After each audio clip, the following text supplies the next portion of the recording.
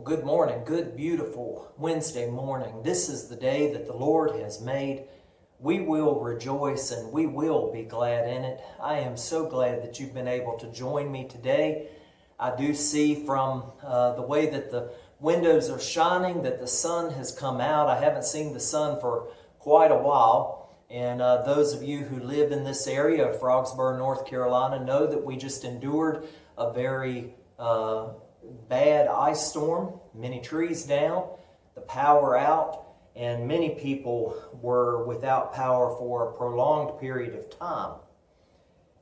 I do want to, before we go too much further, thank all of those who were involved in getting the power restored. Of course, there are people who still don't have power, but many of us do have power, and I do thank those who have been out there in this dangerous situation, restoring the power to people, and also the emergency responders and the highway crews that were out that cleared trees from the roadway, and so many people to thank and be thankful to that I in particular, have power back in my house. It is a great reminder of the blessing that we have day in and day out.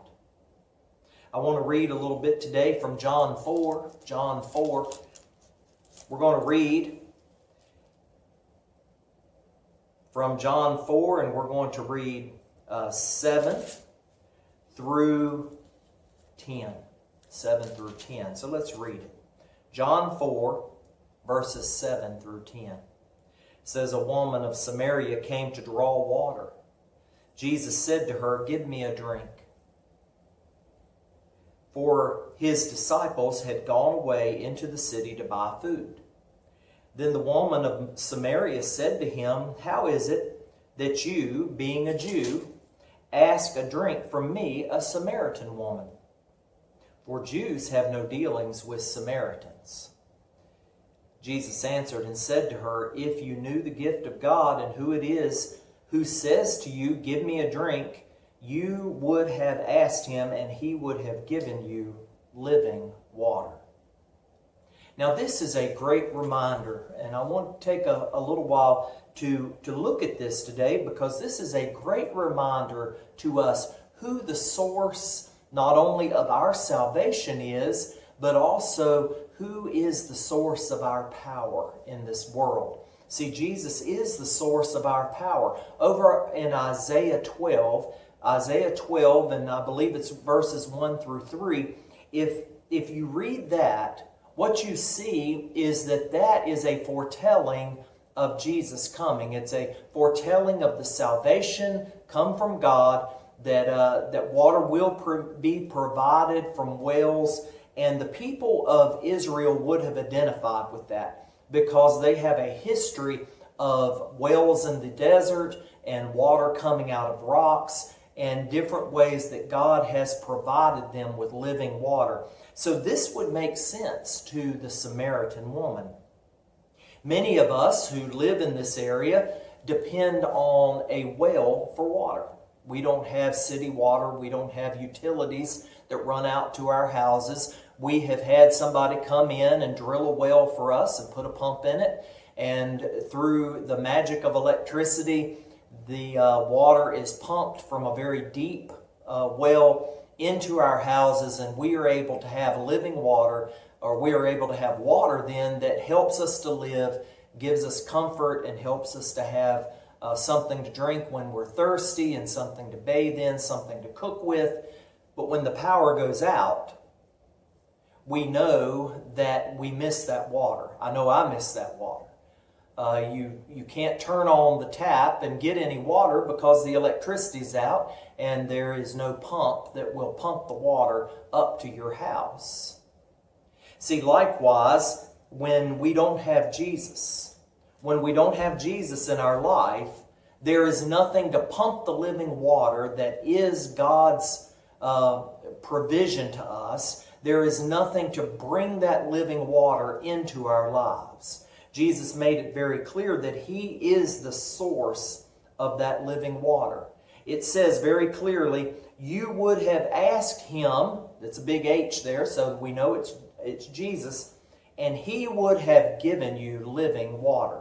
See, He's that power that is able to pump that cooling, refreshing, spiritual water, that living water that we need so desperately into our lives to help us where we never thirst again.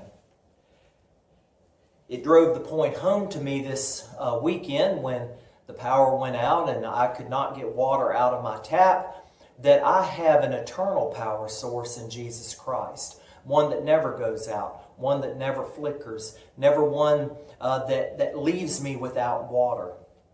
Instead, He is always providing, and there is a provision there. And as I said, Isaiah 12 tells us very clearly of the coming salvation that He is bringing.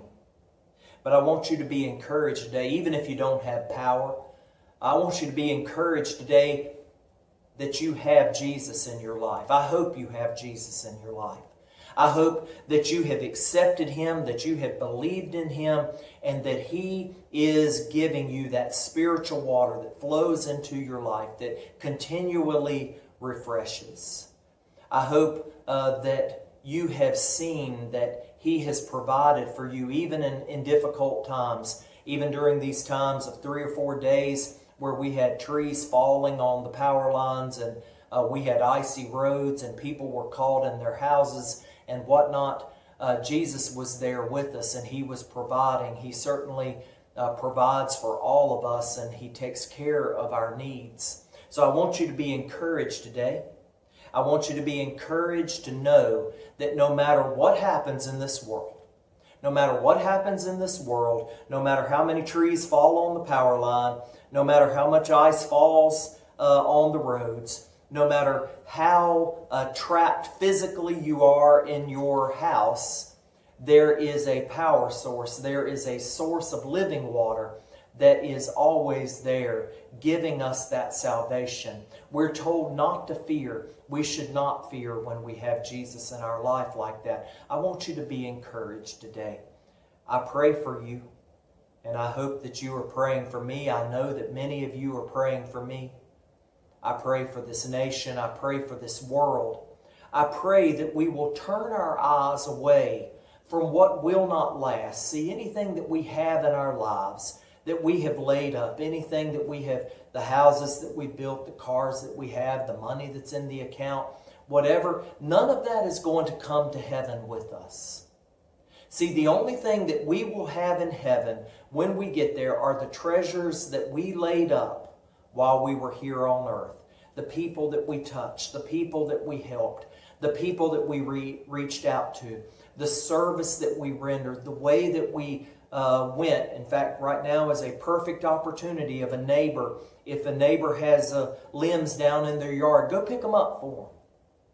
If there is a tree across their driveway and you have the ability to go cut that tree out of their driveway, go cut that tree out of their driveway. This is a perfect chance to serve God. See, Jesus is always providing us with that living water. And I want you to remember that. No matter how dark things look around, no matter how the news talks, no matter how politics are going, no matter how disagreements are happening, I want you to remember that the living water, the one that draws that living water from the well and keeps us from being thirsty, is always on. He never lets us down. He never moves away from us. He is always there. And I want you to be encouraged knowing just that today.